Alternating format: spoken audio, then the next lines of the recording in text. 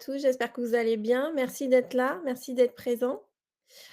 Donc vous pouvez écrire dans le chat pour répondre ou poser des questions.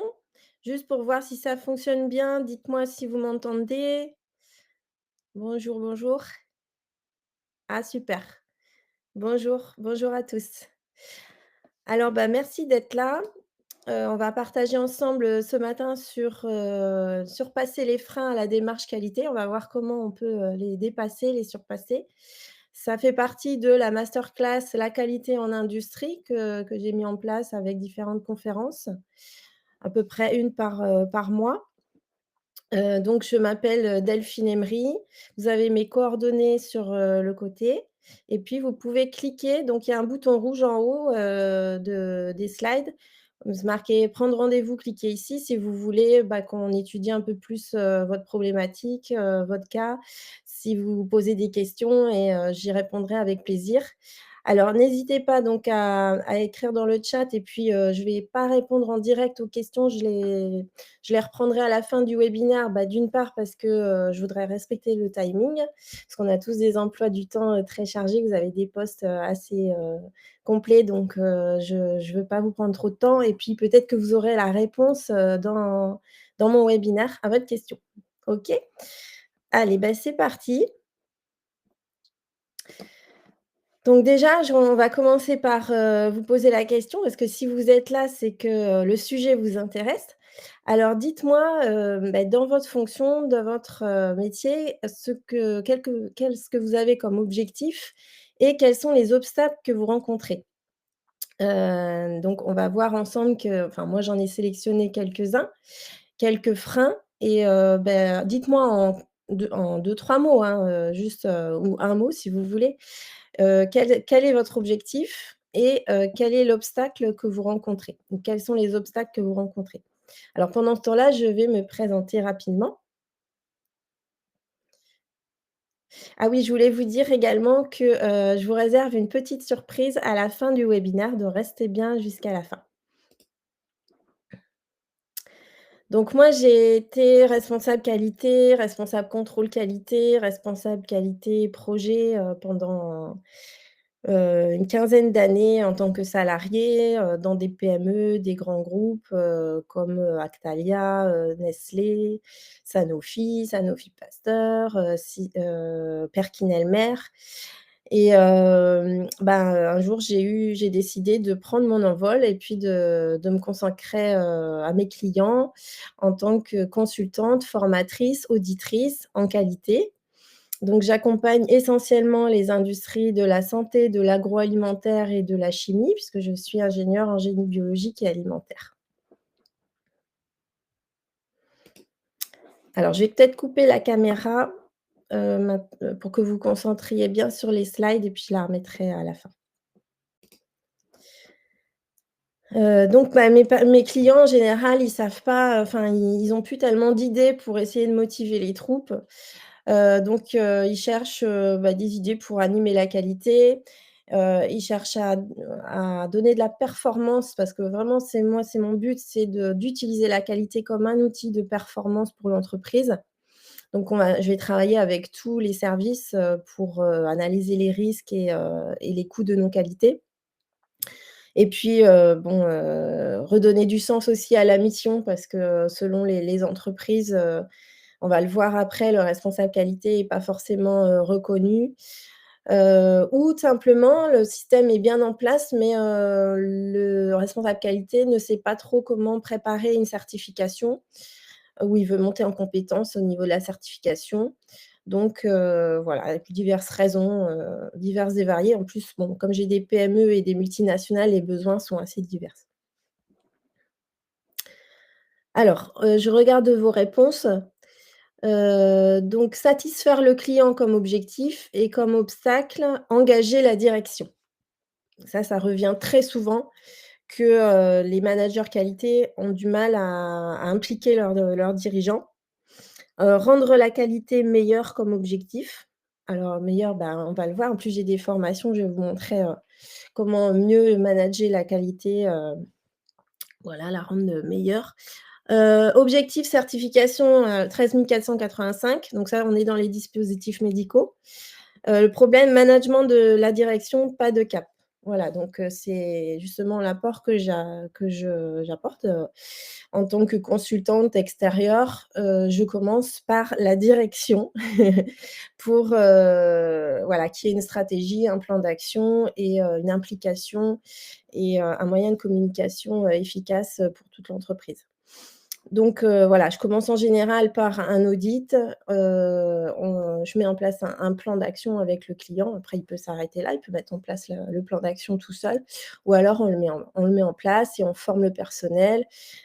Pour ceux qui veulent se débrouiller tout seuls, maintenant j'ai créé donc une plateforme en e-learning, donc vous pouvez y aller sur, qualityfirst.fr, donc sur mon site internet qualityfirst.fr, vous allez dans l'onglet formation et là vous avez certaines de mes formations qui sont en e-learning, et dans les mois qui viennent, je vais en enregistrer de plus en plus donc vous pouvez me suivre sur LinkedIn pour avoir les dernières infos.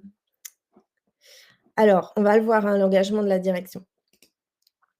Alors, le problème, c'est qu'on ne soupçonne pas toutes les casquettes que doivent porter le ou la responsable qualité, hem, parce que, c'est vraiment un rôle, heu, qui doit se transformer en Shiva, on va dire, Shiva de la qualité. C'est-à-dire que on a des tâches qui sont, quotidiennes, des tâches qui sont, hebdomadaires, des tâches qui sont, mensuelles, trimestrielles, annuelles et tout ça, c'est mélangé dans la journée et on peut faire de la veille réglementaire donc si on prend le Plan Do Check Act donc au départ, le responsable qualité fait de la veille réglementaire ou sectorielle ou normative. Il doit être au courant aussi des fraudes qui concernent les produits de l'entreprise, qui pourraient, donc concerner les produits de son entreprise.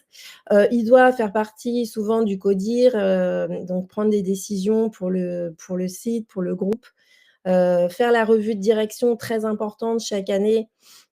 Il est référent pour, tout ce qui est, décision qualité. Beh, faire la stratégie aussi, définir la stratégie qualité, les orientations pour le site ou pour le groupe, hein, ça dépend des personnes et définir les ressources. Il doit gérer le système de management qualité, la documentation avec, le cycle de vie, d'un document. Après selon, la taille de l'entreprise, bon, il y a des équipes ou non, qui le font, mais en tout cas, il doit, gérer, la bonne, conduite de ce travail-là. Ensuite, il doit revoir les lots, la validation des dossiers de lots et libérer les lots, hein, faire la libération des lots. C'est le responsable qualité qui a, cette responsabilité. Et puis faire la revue qualité produit annuelle, qui est pas une mince affaire. Ensuite, dès qu'il y a des oh pardon, j'ai oup là. Dès qu'il y a des non-conformités, suivre les investigations, les réclamations, gérer toutes les relations avec les fournisseurs, les clients, les sous-traitants. Quand il y a des audits clients, c'est lui qui est le référent, hein, donc avant, pendant et après l'audit. Préparer toute la cer les certifications, être présent pour, les audits de certification. Les inspections des autorités, évidemment, c'est le responsable qualité ou la responsable qualité qui sont, les référents, par rapport aux autorités. C'est lui aussi ou son équipe qui audite les sous-traitants et les fournisseurs.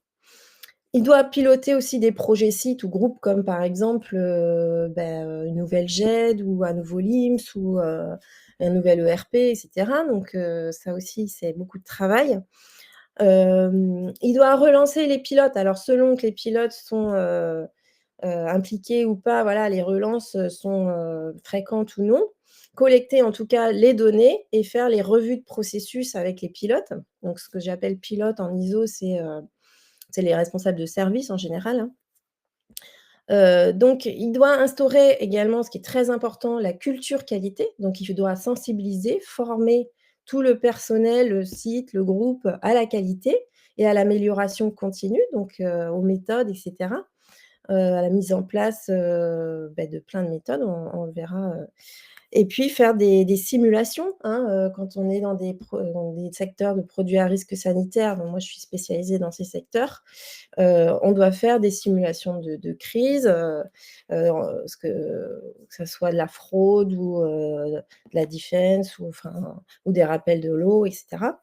Donc c'est lui aussi qui est, sollicité s'il y a des communications internes ou externes à faire qui concernent la qualité. Bah, en cas de retrait, rappel de l'eau, donc on l'a vu, c'est toute une gestion et ça, c'est pareil, c'est un gros dossier. Ça prend, beaucoup de temps, beaucoup d'énergie et il faut tout tracer. Il faut être très rapide. C'est, en général le manager d'un service, donc il faut, organiser le travail, de son service, hein, que ça soit une, deux, trois, 10 personnes. Il faut organiser le travail des techniciens, des chargés qualité. Donc il faut, aussi, penser à leur formation, au recrutement et cetera. Et puis, le manager il est aussi, parfois manager du laboratoire de contrôle qualité. Moi, je l'ai été pendant des années. Il faut un recul sur les résultats analytiques, sur les investigations. Voilà, il faut un recul scientifique sur, les résultats, que ça soit, des résultats, internes ou de labo externes. Donc, le responsable qualité, il a énormément de casquettes à gérer et c'est vrai que ça fait beaucoup. Alors, il y a une enquête qui est sortie, en août 2023, donc vous voyez qui est très récente et du coup, en fait, ils ont interrogé, 337 qualiticiens, donc QSE, qualiticiens, sur LinkedIn et donc, à la question: «Qu'est-ce qui vous cause le plus de problèmes dans votre métier?» Qu'est-ce qui vous cause le plus de problèmes dans votre métier? 38 c'est le leadership, la direction. 19 l'engagement des collaborateurs, des managers, des pilotes et 15 la culture qualité. 6 la gestion du temps, la charge de travail, 3 le manque de ressources et d'autres, causes, 19. Mais quand même, on peut voir du coup avec cette enquête que ce qui cause en fait le plus gros problème, pour un manager qualité, ce sont les autres. Oui, c'est pas la technique, le matériel, les outils, c'est vraiment ce qui est difficile, c'est l'engagement, la culture qualité, l'humain quoi, en gros. Alors du coup, souvent en fait, quand des personnes m'appellent, des managers qualité ou des dirigeants, hein, m'appellent, c'est, qu'en fait ils en peuvent plus quoi. Soit, ils sont, ça va pas du tout, ils sont pas du tout, reconnus, soutenus par leur direction. Au niveau des opérateurs, ils ont l'impression de tout le temps, faire la police. Et du coup, on se retrouve avec 30 des qualiticiens qui ont déjà envisagé ou qui envisagent aujourd'hui de démissionner, et 20 qui ont évoqué le burn-out. Donc c'est quand même grave d'arriver à ces chiffres-là, sachant qu'ils datent de cet été, hein, donc c'est très récent. Et en plus, c'est ceux qui ont eu le temps de répondre à l'enquête, hein. Donc moi je pense que c'est un peu sous-estimé. Bon, et je le vois, hein, quand mes clients, m'appellent, c'est qu'en général, ils m'appellent, voilà: «Au secours, à l'aide», en mode pompier, je dois intervenir assez rapidement. Mais ce qui est bien, moi, ce que je préfère, hein, comme tous les consultants, c'est d'arriver un peu plus en amont et de construire les choses, d'avoir le temps de bien construire les choses parce que la culture qualité, ça se fait pas comme ça du jour au lendemain. Donc ce que j'ai remarqué, c'est que vraiment moi, mon message, c'est que les comportements qualité, ils doivent être compris et adoptés par tous les collaborateurs. Donc tous, c'est-à-dire les opérateurs, les techniciens, les managers, et la direction surtout. Il faut que la démarche donne du sens à la qualité pour les utilisateurs, à tous les niveaux. Donc c'est pas la peine de digitaliser sans avoir expliqué et d'avoir adapté le système à l'utilisateur. L'objectif est de faire comprendre les enjeux de la qualité, il y a une petite coquille là, afin qu'elle soit beaucoup plus convaincante et rentable. Voilà, le but, voilà, pour moi, c'est de faire comprendre à chacun que la qualité, ça va vraiment apporter, c'est un investissement et pas une dépense. Utiliser la qualité comme un outil de croissance et de performance pour l'entreprise, mais pour ça, il faut pouvoir le démontrer. Alors, les idées reçues sur la qualité. Qu'est-ce qu'on peut rencontrer comme idées reçues, comme frein? Hem, donc c'est c'est vrai que c'est une quali la qualité, c'est tout le monde sait ce que c'est, mais c'est vrai que c'est assez flou parfois pour les dirigeants. Souvent on l'associe à la documentation et cetera. Alors et puis, souvent ce qu'on entend, c'est la qualité, c'est pas la priorité, d'accord? Parce que c'est secondaire, on a autre chose à faire. On est déjà débordé. Alors je comprends, hein, parce que dans certains secteurs, bah, d'un point de vue réglementaire, c'est pas une obligation réglementaire de faire de la qualité et aussi dans les industries de produits à risque sanitaire, même si c'est obligatoire, bah, il y a des investissements qui sont, parfois, un peu plus prioritaires pour la direction, dans le commercial, la production, le marketing et la qualité, c'est pas forcément, la priorité. Donc et je comprends aussi parce que les managers, c'est vrai qu'ils sont assez débordés. Moi, j'ai été, dans ce cas-là aussi, hein, entre, la gestion des non-conformités, la gestion des équipements, pour, les responsables production, la gestion, des matières premières pour les achats, voilà, qui ont bien augmenté. Donc c'est vrai que ça pour eux, ça va être difficile quand même, de dégager du temps. Et c'est pour ça qu'il faut vraiment leur poser la question: «Mais est-ce que vous êtes déjà posés, pour savoir si, votre travail était réellement» alors évidemment, on ne juge pas, hein, c'est au niveau des process, hein. On ne juge pas la personne. Mais est-ce que le process est vraiment efficient? Donc, est-ce que toute l'énergie que vous allez dépenser, est-ce qu'elle elle rapporte vraiment, les résultats escomptés? Est-ce que vous avez déjà calculé les coûts de non-qualité? Est-ce que, vous utilisez, des méthodes? Donc, on va travailler là-dessus, on va discuter avec les gens tout simplement pour, voir si les process sont vraiment efficaces. On a tous été, hein, la tête dans le guidon, moi aussi et c'est vrai qu'on n'a pas envie que quelqu'un en rajoute, mais souvent, on sait qu'il y a quand même quelque chose qui va pas bien et qu'il faut qu'on améliore, mais on ne sait pas tellement par quelle boule prendre et c'est pour ça qu'il faut moi, je m'appuie sur des leaders, hein, sur des gens qui ont compris le sens de la qualité. Alors bien sûr, je suis formatrice, mais il faut s'appuyer sur des gens quand même qui ont cette, petite culture en eux, qui sont sensibilisés, parce qu'ils peuvent avoir des discours, différents, enfin avec le même sens, mais avec un discours différent, donc c'est important. Mais en tout cas, si vous avez un projet, vous mettez avec, vos leaders et vous créez un plan d'action, un plan d'amélioration et surtout un plan de communication. Très important, on l'oublie souvent. Donc, vous faites un rétro-planning et vous suivez, et vous vous adaptez au fur et à mesure. Mais il faut un plan de communication et il faut, des gens qui soient partants pour le changement pour, vous accompagner. Parce que, bah, les gens, c'est normal, ils ont besoin de motivation, ils ont besoin d'éléments, de preuves, et et de motivation, voilà.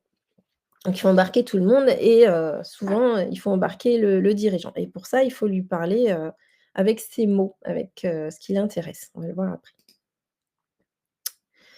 Alors ce qu'on peut entendre aussi, c'est que la qualité, bah, c'est ennuyeux. Alors c'est vrai que, trop s enfin, beh, ça fait longtemps que, la qualité, elle a été associée à des procédures, à de la documentation trop lourde et cetera, des réclamations clients à traiter, des non-conformités.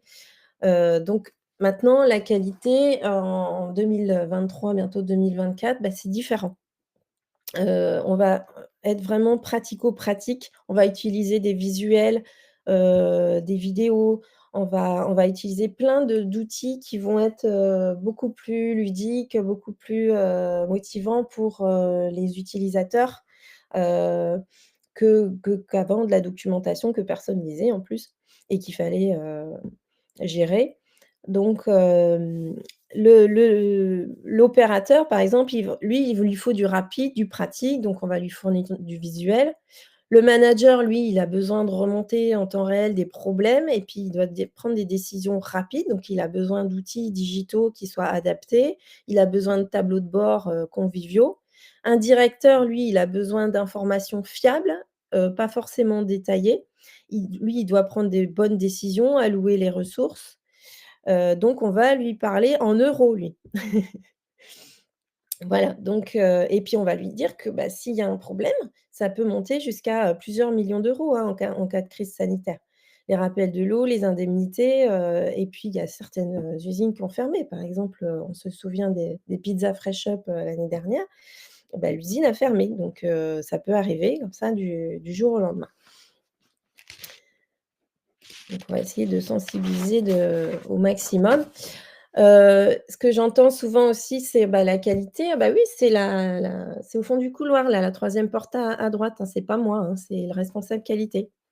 Ça, c'est un autre préjugé, un autre frein, qu'il faut traiter parce que, non, la qualité, c'est pas que le service qualité, d'accord? Alors oui, le responsable qualité, il va quand même être acteur, décisionnaire en ce qui concerne la démarche qualité. Donc il va définir les orientations, piloter, la démarche, mais c'est toute l'entreprise, en fait, qui doit, s'y mettre. Voilà, donc il faut il faut la direction, que la direction soit engagée, c'est vraiment vital pour l'entreprise et donc il faut sensibiliser en tout premier la direction, d'accord? Et c'est lui, en fait, qui engage la démarche pour motiver les troupes, d'accord? Donc toutes les équipes sont concernées par la qualité. C'est un véritable projet collectif, mais il faut communiquer, hein, là-dessus. La qualité, elle est pluridisciplinaire et c'est pour ça que les normes ISO sont bien parce que c'est voilà, ça implique tout le monde et surtout la direction. Donc la qualité, c'est l'affaire de tous, comme disait Deming, au début du siècle dernier, hein. Ça date quand même pas d'hier. Donc c'est lui qui a inventé le Plan do Check Act, hein, entre guillemets, le PDCA, donc la base de toutes les normes ISO. Alors ce que j'entends aussi, c'est, enfin ce qui peut être entendu, c'est: «Ah bah ça coûte cher la qualité». Alors là, excusez-moi, mais c'est complètement faux. C'est la non-qualité qui coûte cher, qui coûte le plus cher. Par exemple, perte de matières premières, retouches, rebuts, les retards, les frais de transport, les frais administratifs, la perte de clients, la dégradation de l'image de marque, tout ça, ça coûte à l'entreprise et on estime donc les coûts de non-qualité se chiffrent à 7 à 15 du chiffre d'affaires d'une entreprise. Donc c'est vraiment vital de travailler là-dessus. Pardon. Hem, alors en plus, 92 des entreprises jugent indispensable de mesurer les coûts de non-qualité, mais 20 s'estiment incapables de mesurer ces coûts.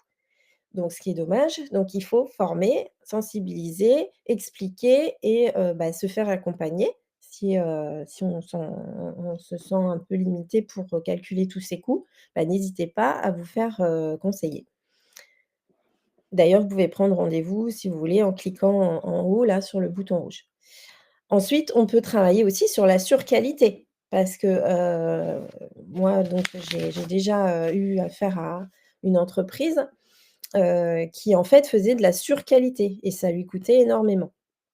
Alors j'ai pas forcément le temps de rentrer dans tous les détails, mais en tout cas, avec, l'aide de tout le alors c'était des laboratoires, hein, mais avec l'aide de tous les techniciens, bah, on a fait plus 30 de volume en un an avec 4 personnes en moins. Alors le but, c'était pas de se séparer de ces personnes-là, hein, mais de les mettre ailleurs dans d'autres services qui étaient, où il y avait des besoins.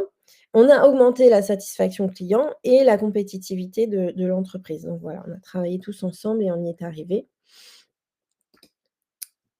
Ce qu'il faut aussi enfin moi, ce que j'utilise beaucoup, ce sont les méthodes. Donc j'ai pu constater quand même que dans les PME, il y avait un manque de méthode par rapport aux multinationales et c'est justement la différence, hein, si elles en sont arrivées là, c'est parce que, elles ont utilisé, alors pas que ça, mais elles utilisent tous les jours des méthodes comme le Plan do Check Act, comme l'Ishikawa, comme le Muda, comme, bah, tous les outils aussi de Lean. Le Vous voyez l'AMDEC aussi pour, les analyses de risque, le Pareto, pour, bah, agir sur, ce qui est le plus efficient en fait, hein. On va pas mettre nos énergies à agir sur tous les problèmes qu'on a, mais, sur, les principaux qui vont avoir le plus d'impact. Donc il faut, voilà, il y a toutes ces méthodes-là, donc bon, après je ne peux pas rentrer dans les détails aujourd'hui, mais il y a beaucoup de méthodes et il faut les utiliser parce qu'on peut gagner jusqu'à 10 de croissance par an. Et tout de c'est de faire bon du premier coup, hein. Donc moi, voilà ce que j'utilise, comme moyen pour déconstruire les mythes, surpasser les freins à la démarche qualité et booster l'entreprise. C'est un, le potentiel de chacun, la culture qualité, notamment les pilotes qui sont des vrais relais pour, votre travail, pour la démarche qualité d'amélioration continue. Donc il faut, que vous ayez de vrais pilotes, donc ça j'ai une formation spéciale là-dessus. La formation, donc former, sensibiliser, former plusieurs fois, pas qu'une fois,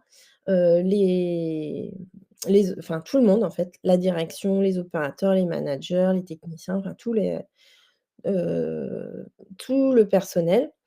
Les méthodes, on l'a vu, les principes de conduite du changement parce que, voilà, c'est quand même un changement pour les personnes, donc ça ne peut pas se faire du jour au lendemain. Il y a des étapes à franchir. Alors je me base évidemment sur les réglementations, les normes, les référentiels parce que ce sont vraiment de véritables modes d'emploi pour, avoir une entreprise performante qui croît d'année en année. Donc évidemment que je les utilise comme des outils et franchement, elles sont pas chères, donc vous pouvez les acheter, les utiliser aussi. La digitalisation, l'intelligence artificielle, évidemment, parce que ça va aider tout le travail, que je fais, ou que vous faites avec, bah, toute votre démarche qualité. Ça va accélérer les choses et faciliter, toute la démarche. Donc n'hésitez pas à utiliser la digitalisation, l'intelligence, artificielle. Les bonnes pratiques de fabrication, évidemment, puisque je travaille avec, la pharma, les dispositifs médicaux, les cosmétiques, mais honnêtement, les bonnes pratiques de fabrication, on peut les appliquer à tous les secteurs. En agroalimentaire, l'ISO 22000, l'IFS, le BRC, l'HACCP, ça ressemble beaucoup aux bonnes pratiques de fabrication. Donc les risques sont les mêmes de toute manière, et après, les méthodes se ressemblent et de toute façon, le but, c'est vraiment la sécurité du patient ou du consommateur. Et puis évidemment, du bon sens. C'est pas la peine de faire des usines à gaz quand il y en a pas besoin. Donc on va travailler pour l'utilisateur et c'est ce qui manque un petit peu parfois, dans les multinationales, c'est le bon sens et les systèmes sont un peu trop complexes et on perd un peu du bon sens. C'est ce que le problème, c'est qu'on perd aussi, du coup, l'application, la motivation, des managers. Donc voilà, la qualité, il faut l'utiliser, il faut la voir comme un outil de croissance qui est illimité. Chaque année, on peut travailler sur des différents sujets et faire croître, l'entreprise et surtout, les humains, les monter en compétences, tous les collaborateurs. Bien sûr, pour ça, bah, il faut se former, hein, pour booster votre démarche qualité. Pas forcément se faire accompagner, mais formez-vous, informez-vous, et puis vous pouvez utiliser mes formations, pour former vos salariés, hein, il y a pas de souci. Donc alors moi, ce que je vous propose, donc là, je suis en train de faire un cycle de conférences, chaque mois, donc c'est la masterclass «La qualité en industrie». Donc aujourd'hui, c'était «Surpasser les freins à la démarche qualité». Le 12 janvier, il y a une nouvelle date, donc c'est, une nouvelle conférence sur les outils de management de la qualité. Donc vous re de toute façon, il y aura un lien d'inscription sur LinkedIn. Moi, je publie beaucoup sur LinkedIn, donc n'hésitez pas à vous connecter à moi, et puis à suivre les actualités parce que je donne beaucoup d'informations sur la qualité, sur la performance industrielle et sur tous les problèmes des produits à risque sanitaire. Alors dès maintenant, bah, vous pouvez aller, voir les vidéos qui sont, enregistrées sur, mon site qualityfirst.fr dans l'onglet formations. Là, vous allez retrouver toutes les formations, tout le catalogue de formations que je fais en présentiel ou en distanciel, et il y en a certaines donc qui sont en e-learning. Donc par exemple, la qualité et ses bénéfices et l'émission d'un vrai pilote de processus. Demain, sûrement, je vais lancer donc, manager au mieux, la démarche qualité et cetera. Donc, je vais en sortir, de plus en plus dans les mois qui viennent. Alors là, je vous donne un code promo parce que vous êtes là et que c'est le même code promo que parce que j'ai fait une conférence déjà le 29 novembre. Donc pour ceux qui sont là pour, ce webinaire, donc c'est vraiment un code promo spécial pour vous. Le 29 nov 2023, non, c'est 23, 29 nov 23, excusez-moi. Donc comme ça, vous aurez moins 50 sur la qualité et ses bénéfices. Donc voilà. Là, c'est bon, le code, il est bon. Donc les formations, donc ce sont lesquelles? Bah, c'est sur la démarche qualité en général, hein. Aussi devenir un bon auditeur, qu'est-ce qu'un bon auditeur? La qualité, l'utiliser comme un outil de performance, donc je rentre bien plus en détail, avec les méthodes. Les outils de résolution de problèmes, le lean management. Après, il y a la qualité, surtout pour les produits à risque sanitaire, avec les bonnes pratiques de fabrication, d'hygiène, de laboratoire, de distribution. Des formations spéciales pour les industries agroalimentaires avec le paquet hygiène, la HACCP, la food safety culture, la food fraud, la food defense, mais qui sont intéressants aussi pour, les autres secteurs de produits à risque. Et puis, bah, des formations spécifiques sur les normes ISO et les autres référentiels, donc avec, beh, tous les secteurs que j'accompagne. Donc, les ISO qui sont les référentiels spécifiques de chaque secteur. Voilà, bah, j'espère que ça vous a apporté, des informations et puis, que ça vous a été utile dans votre démarche qualité. N'hésitez pas à prendre rendez-vous, à m'appeler ou à me laisser un message, sur LinkedIn ou, sur mon mon adresse mail, donc delphine.emery@qualityfirst.fr.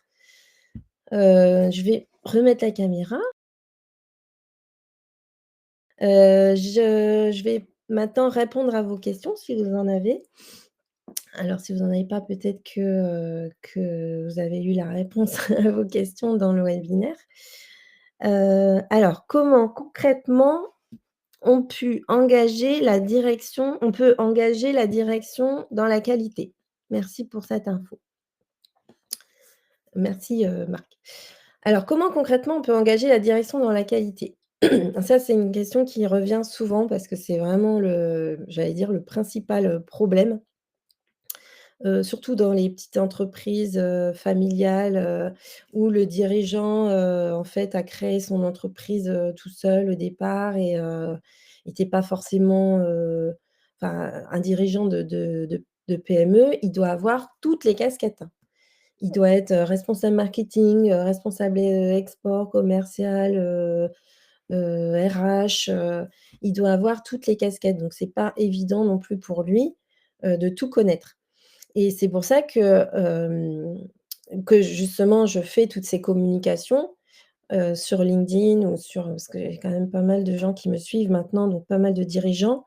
Ça permet quand même d'apporter, un regard sur et de les aider. J'ai un réseau professionnel également qui s'appelle, Sphère PME. Donc c'est, en fait, ce sont des experts, qui accompagnent le dirigeant de PME. Donc, bah, on a, comme je vous disais, hein, un expert, en juridique, un expert en commercial, expert en export, en RH, en production, en supply chain et donc on accompagne ensemble, bah, le dirigeant parce qu'il ne peut pas être expert en tout. Donc il ne faut pas non plus, alors tous les préjugés qu'on a vus, que ce soit les dirigeants, les managers ou les opérateurs, c'est pas de leur faute, on va dire. C'est juste qu'on leur a pas bien expliqué. Il faut vraiment prendre le temps d'expliquer les choses. Heu, Si vous n'avez pas les mots, si vous n'y arrivez pas, beh, faites-vous aider. Parce que moi, j'ai l'habitude de discuter avec des dirigeants et il faut parler leur langage. Ça, c'est très important, que ça soit à tous les niveaux. Il faut se mettre vraiment, au niveau linguistique de la personne et au niveau surtout de ses besoins. Quels sont ses enjeux à lui? Il faut se mettre à sa place, vraiment et lui apporter une solution adéquate à son problème à lui. D'accord? Et c'est ce qu'on fait nous en tant que consultants, hein. Mais en fait, il faut le faire à n'importe quelle échelle, et c'est un peu ça qu'on nous apprend quand on est ingénieur aussi, c'est vraiment de pouvoir discuter avec n'importe quelle personne dans l'entreprise et comprendre en discutant avec la personne, bah, lui, de quoi il a besoin et surtout le sensibiliser, bah, il y a quand même la réglementation. C'est-à-dire que quand on travaille dans certains secteurs, on n'a pas le choix. Donc on doit respecter la réglementation. Pourquoi? Parce que derrière, il y a des consommateurs, des patients, des personnes sensibles, donc on n'a pas le choix. Sinon, c'est une question, de malade ou de vie ou de mort. Enfin, ça va loin quand même. Et surtout, bah, donner des exemples. Il faut donner des exemples de ce qui a pu se produire. Ça peut être, dans les produits fabriqués, par l'entreprise, mais ça peut être sur d'autres produits parce que c'est transférable, hein. Il ne faut pas hésiter à donner des exemples, concrets il y en a plein, hein, vous pouvez aller sur rappelconso.fr par exemple et vous voyez qu'il y a des retraits et rappels de l'eau tous les jours. En ce moment, il y en a pas mal dans le fromage, mais il y en a tous les jours. Donc ça peut donner aussi un exemple, aux dirigeants.